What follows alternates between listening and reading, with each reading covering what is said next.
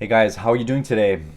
Hope you're enjoying your weekend. So I'm going to make a video talking about options risk management, and I'll talk about why it's a little bit technical and the many factors that you need to understand. Absolutely, if you're going to be trading options. The majority of traders get into options because they are cheap to buy and easy to make money off of if you hit them big. However, they often overlook the many issues involved with options trading, and we'll get into that right now. So when you buy or sell a stock, all that affects your profit or loss is if the stock goes up or down. When you buy or sell an option, there are more factors involved in that. So that's why it's a little bit trickier to manage your risk in an options trade than in a stock trade. So let's get into it right now here in the video. Leave a thumbs up on the video if you relate to this topic. If not, why are you even here? I don't know. Okay, so options trading now. Learn about what are called the Greeks. I'll go over them real quick.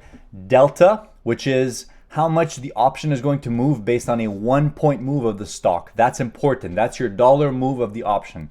Next is gamma. Gamma is the acceleration rate of delta, which means that yes, your dollar move of the stock is whatever it is, but it can accelerate or deaccelerate based on what's happening in the market, of course. Vega is your volatility exposure. So option prices change based on implied volatility of those options. If the market thinks the stock has a higher probability of moving drastically, then volatility will increase. So you want to think about this when you're taking trades. And the last is theta, of course, which is time value in these trades. And the closer these options get to expiry, the more theta they have. All right. So you need to consider all these factors when taking a trade. Now, it depends on your time frame, short term or long term, anything.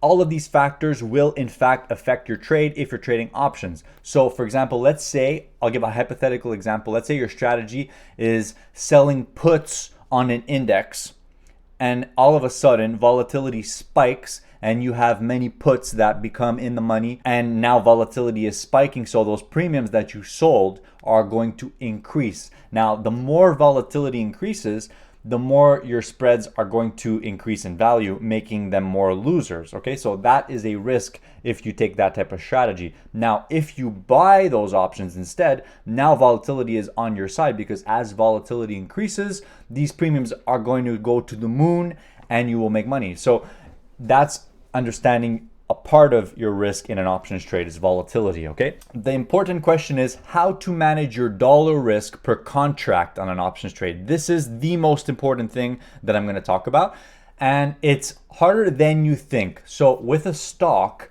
if you buy a stock thinking that it's going up, you're going to risk whatever. Let's say you're risking 1 point in the stock and you buy 100 shares, you will be risking $100 on the trade. That's it.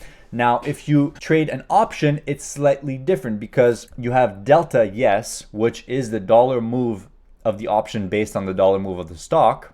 But then there's also gamma, which is the acceleration rate of that dollar move per option contract, okay? So we need to consider all of this into our risk management when we take a trade.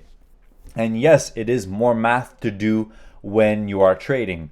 So I recommend you to take your time and be picky with your trades instead of rushing in and then realizing you didn't manage your risk. Keep your risk managed. The way we manage our risk in a trade is very simple. It's delta plus gamma for every point that you're risking. That's all it is. So if you're risking 5 points, it's delta plus gamma times 5. That's it. If you're risking 1 point, it's delta plus gamma times 1. That's all it is. Now, the beauty with options is that you can adjust your risk based on which contract you trade, based on which deltas you trade, all right? So if you're taking a shorter term trade and you want to risk less, generally you go towards the options that are more out of the money because they have lower deltas. They still move as the stock moves, they just move less because they have a smaller delta.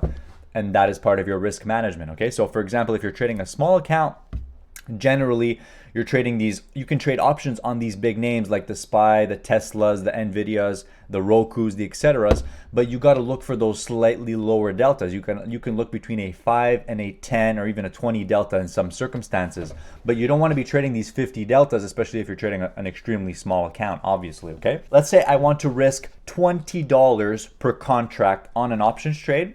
I will look for an option with a 20 delta. But wait, I didn't include gamma into that. So you actually need a lower than 20 delta. You need approximately a 15 delta plus whatever your gamma is going to be, okay? So it depends on gamma. If you have a high gamma, then you want a lower delta to mitigate that, okay? So it's very important. It's always delta plus gamma. Do not forget that, okay? Do not ignore gamma, because if you trade a short-term option and you forget about gamma, trust me, you're gonna forget about it and blow up your account. All right, guys, so the last thing that's important with options trading is liquidity risk. When you are looking at the options chain, you need to see where the volume's coming in. You cannot trade an option that is not being traded. That's it. You need to trade an option that has a decent spread. That's why I always keep an eye on this right here, which is telling me the bid and ask, how many contracts are available, and where the spread is of the option, okay? So if nobody's trading the option, that gives you less of a reason to trade it, okay? So you want to look for option contracts that have high volume so you can potentially get in and out much easier, okay? So I'll go over it again, guys. The things that move options prices that you need to be aware of. How to manage your risk in an options trade. Number one, figure out your risk on the trade based on the move of the stock. Number two, manage your risk based on the delta and the gamma of the trade. Number three, understand where volatility is and if you're going to be positive volatility or negative volatility on the trade. Understand time decay on the trade. And lastly, understand liquidity and availability of the contracts you're wanting to trade. So that's 5 things I mentioned right there. All right, guys. So if you learned something from this video, I would strongly recommend you to share it with your friends.